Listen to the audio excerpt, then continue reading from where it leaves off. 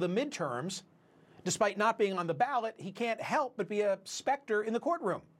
Question 29 on the juror questionnaire form got to the crux of it. Do you have any strong opinions or firmly held beliefs about former President Donald J. Trump, either positive or negative, that would interfere with your ability to be a fair and impartial juror? As lead prosecutor Susan Hoffinger told the court, if we were to strike every juror who had a negative opinion about Donald Trump, we wouldn't be able to get a jury at all. And you have to believe other prosecutors who may be considering prosecuting Trump himself are closely watching this trial, this process. When Judge Juan Merchan first informed 130 potential jurors about details of this case, many waved their hands in the air to request private screening by the judge and lawyers about reasons they could not serve. More than half were then dismissed. One man was excused after saying Trump made him, quote, sick to his guts. Another was gone after calling Trump a demonstrative liar. One woman said, he's guilty in my mind, whatever the case is, anything he does, anything his corporation does.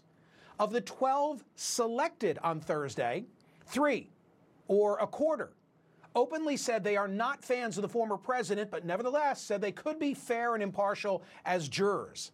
The man who would become juror number 8 said, honestly, I used to think he was funny before he was president. Then he started acting a little crazy and narcissistic.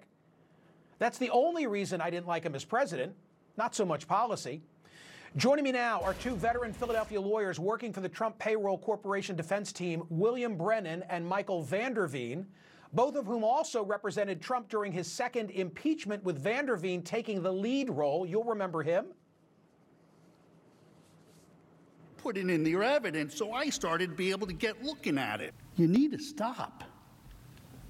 There was nothing fun here, Mr. Raskin. We aren't having fun here. This is about the most Michael van der Veen, you're starting this trial with a quarter of the jurors saying they don't like, and I get it, you represent a corporate entity, but come on, they don't like Donald Trump. How can you win that? Well, the first, you win it by putting the facts into the case and putting your defenses on. But what we did in the jury selection is we tried to separate Donald Trump from the company. He's not a defendant in this case. They've investigated his companies thoroughly. They didn't charge him with any criminal conduct, and the running of the company and the folks that were doing the acting for the company are the focus of the trial, and I think will be what carries the day for us. Bill Brennan, you've been quoted in the media as saying this is a garden variety tax fraud case, but still, won't it become a referendum on Trump? Michael, that's out of my control. I've been doing this for 35 years. This is a garden variety tax fraud criminal case, and that's how I'm going to try it.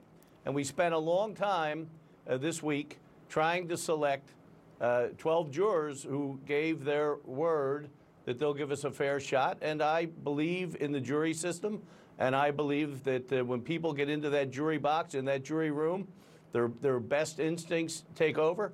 And I take them at their word that they'll give us a fair shake. You know, we're presumed innocent, and I think that, we'll have a fair jury.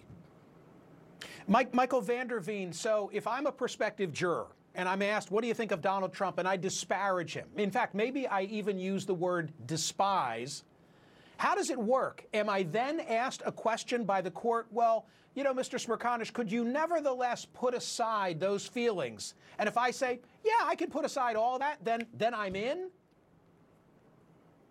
Yeah, that's basically it, and a little bit more expansive too, Mike. What we do is we really start asking probing questions about the specifics of their feelings or emotions, and talk to them about weighing the balance. But what's really most critical, and what we rely on and what all lawyers rely on, is once that jury is picked, seated, and sworn in, and they go back and they listen to the evidence and deliberate, that door closes, and boy, people try to do the best they can. They put aside their prejudices. They for the most part, put aside their biases, and try to be the best jurors they can. They follow. We find that they follow the judge's instructions closely, and they try to be the best part of our system that they can be. Counselor Brennan, in the end, it's a self-certification, right? The court has to take the word of a prospective juror that they have the ability to be fair and impartial, whatever their personal feelings might be. So do you worry about a sleeper cell? Do you worry about somebody who's just going to say whatever the hell they have to say so that they can get on that jury? Well, Michael, there's always that possibility. You're a lawyer. You've picked juries. You know that. The process comes, the phrase comes from the French, voir dire. It means to speak the truth.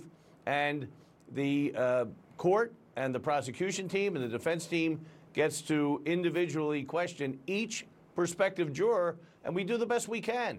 It may not be the best system ever, but it's the best we've got. So I believe that after a week of questioning hundreds of prospective jurors, it's sets and subsets, Michael. From the set of jurors, the veneer panel that we started with, I believe we had the best subset we could have gotten.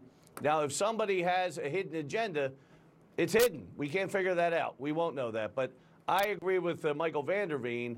I believe that when 12 American citizens get into that jury room, they really do try to do the right thing. I'm a great believer in the American jury system, and I believe that we will get a fair shake. And I was thinking as I'm speaking to the two of you, maybe a change of venue, but where are you going to go in the country? I mean, these same issues would present themselves pertaining to Donald Trump, no matter, if you're in Maine or if you're in New Mexico.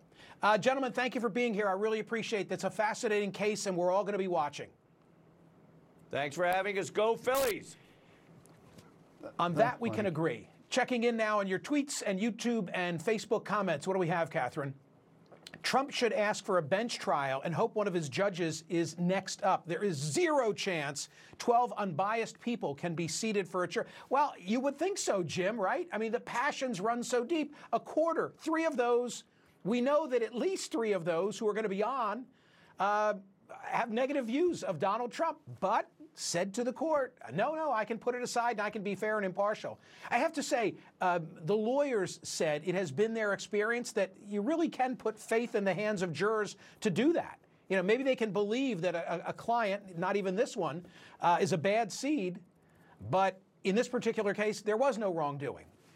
We'll find out.